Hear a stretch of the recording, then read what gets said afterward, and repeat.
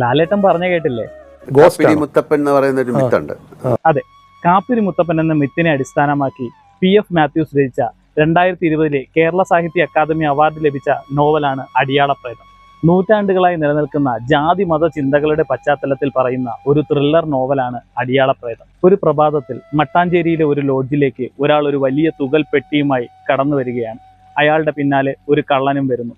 എന്നാൽ കുറച്ച് സമയത്തിന് ശേഷം ആ കള്ളൻ ലോഡ്ജിന് മുകളിൽ നിന്ന് വീണ് മരണപ്പെടുന്നു. ഇതേ ദിവസം തന്നെയാണ് ഉണ്ണിച്ചക്കൻ സബ് ഇൻസ്പെക്ടറായി ജോയിൻ ചെയ്യാൻ വേണ്ടി CI ബെഞ്ചമിന്റെ സ്റ്റേഷനിലേക്ക് എത്തുന്നത്. എല്ലാവരും അപകട മരണം എന്ന് പറഞ്ഞ് തള്ളിക്കളഞ്ഞ ആ കള്ളന്റെ മരണം ഉണ്ണിച്ചക്കൻ അങ്ങനെ കാണുന്നില്ല. അയാൾ അതിന് പുറകെ പോകുന്നു.